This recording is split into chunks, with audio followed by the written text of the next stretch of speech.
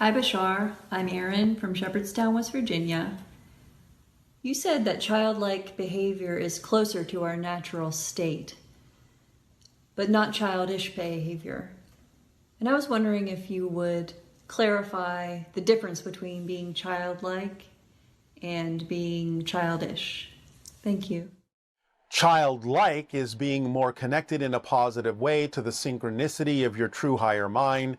Childish is more of an idea of selfishness, the idea of just focusing on yourself with the idea of that you're not getting what you need.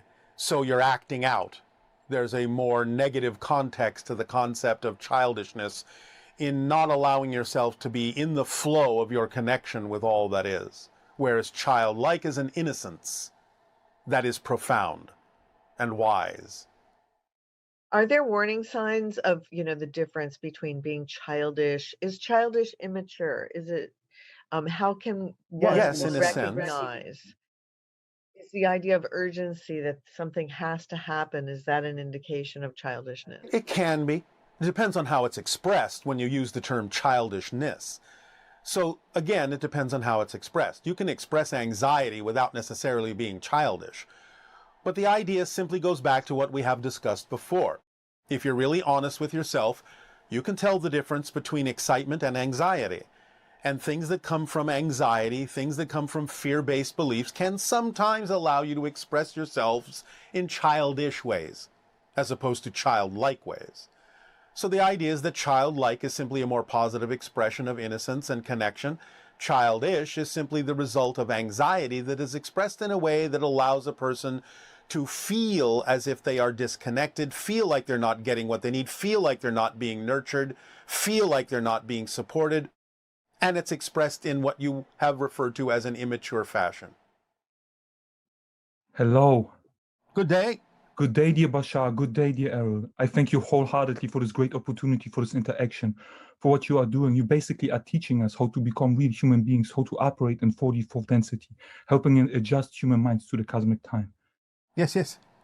Dear Bashar, do I understand correctly that it was Enlil who incarnated, who was born on March 19th in the year 4 AD, who was conceived via in vitro, and who took on the Christ consciousness in order to fix a timeline, in order to liberate people from religion, really?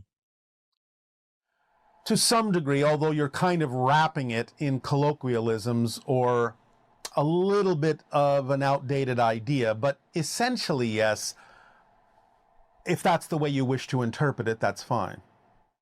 Yeah, I wish to understand it in a most pure way, like not altered by false definitions, because I understand that you are really liberating us from outdated definitions.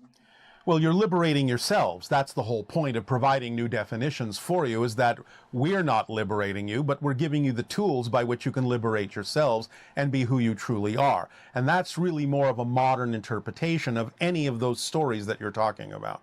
Because even that goes back all the way through different masters who are always telling all of you, I'm not doing it to you, I'm not doing it for you. You are doing it yourself. If you have a strong belief system that understands how this works, you will heal yourselves. You will center yourselves. You will expand yourselves. I'm just here reminding you that you can do that and being an example for you that this is a reality you can choose. So when you talk about the idea of liberating, it's not something I'm doing for you. I'm giving you the tools and the understanding for you to do it for yourself. And that's been true of every single being that you might consider having shared this kind of information throughout your history. Thank you, Bashar. So in that sense, as a permission slip, when will then the bones of Jesus be discovered in the tomb of Pontius Pilate in Rome? Well, you're a little off kilter there, but I can't tell you that anyway, no matter how you're asking the question. It's not the appropriate timing to discuss something like that. Thank you. When focusing in on the moon station, I saw a bodysuit that was purple and turquoise, and the area of great interest was the ability to harmonize altered DNA from a distance with frequencies using the quantum potential. Another area of expertise in that station that I saw was the monitoring of Earth changes, which enables then these civilizations to come and calm down volcanoes and that sort of thing. Could you please tell me about relevant incarnations of mine and guide me here a little bit through that shit? You do understand that reincarnation, while it can be created as an experience, is not actually mechanically happening, yes? Yes, yes. So when you say incarnations of mine, that makes no sense from our perspective, because you are you, and other people that you may be tapping into energetically to download information and experience from them, but who exist simultaneously with you, are not your incarnations. I understand, but understood maybe as branches of the tree, if the oversoul is a tree and if each incarnation is a branch. Yes, but then you're talking from the oversoul perspective. So you have to be clear about what you are meaning when you say my incarnations. Are you coming from the oversoul level and saying my incarnations? Because you can't say that from the individual level. Thank you. Yes, I didn't make myself clear. I meant from the oversoul perspective. All right. One moment.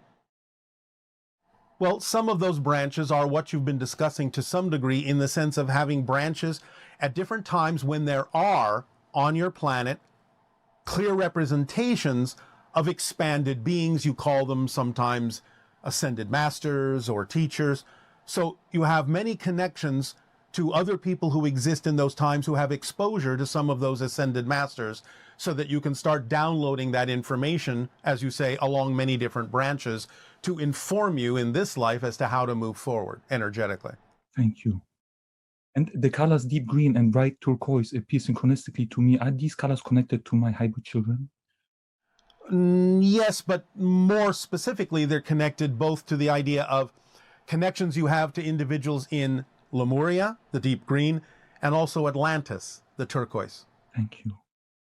All right? Yes, thank you. And so I wanted to ask you, since the inner reflective surface of the higher mind is within the spirit, is each and every spirit then residing within the one that is all? And is then the one that is all residing within us the way we reside within the one that is all? It's all holographic. Yes, there is no outside to it. Into and dodecahedron and inside of the icosahedron into infinity, right? Well, yes, as far as you understand infinity. Okay. As far as it can be expressed in your reality. Because there is no really space, as you say, like distance, it is just frequency, right? It's all just resonance, it's all just frequency. Physical reality, in a sense, is just a projection of consciousness, different patterns of frequencies. Yes. I wanted to ask. Does that help? Yes, definitely. Thank you. Thank you. All right. I wanted to ask you, on March 20th, 2026, the planets in the solar system will align for entire 3 years in a way that will affect the consciousness on Earth. Could you be so kind and elaborate a bit? It's not that it affects it, it's that it reflects it. Remember, physical reality is just a reflection. It's not a causation. It's a reflection of changes in the consciousness, and at that time frame, that's a reflection of the beginning of the window of open contact. Yes, that's what I thought. That's how I felt. So that's how it is connected to the information that is found then in the Giza Plateau. That's waiting really in the Giza Plateau.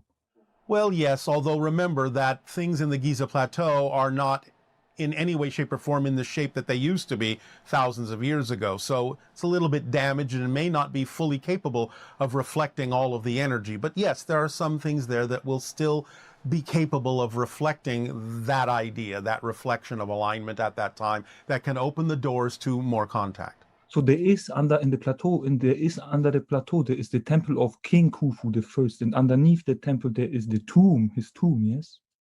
No, not in the way you're thinking of it. There are chambers there that contain information, but not in the way you're describing. So these rooms, yes, these chambers, they're interconnected with Giza, Romania, Iraq, these halls of records, and they contain advanced... Energetically, not physically. Oh. Okay. But when you enter one, then whoever is in the other room, they know that somebody entered the other one, right? Vibrationally, you can, if you're sensitive enough to pick that up, yes. Because that is part of a communication system that was global at the time. But again, remember, it's fallen into some degree of disrepair, so it may not be as efficient as it used to be. Okay, I understand. And so since everything is here now, and truly knowing that, integrating that, I can then focus on the consciousness of the Anuhats that we become and are, and access that information that flows from that perspective, if relevant to this theme, then, yes? If relevant, yes, of course you can. Thank you.